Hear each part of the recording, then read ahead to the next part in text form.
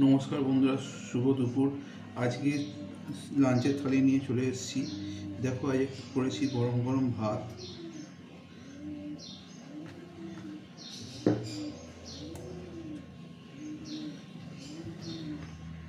ভেন্ডি সেদ্ধ,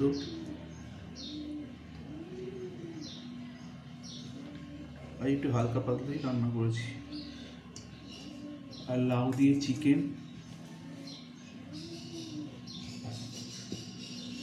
স্যালাড আছে,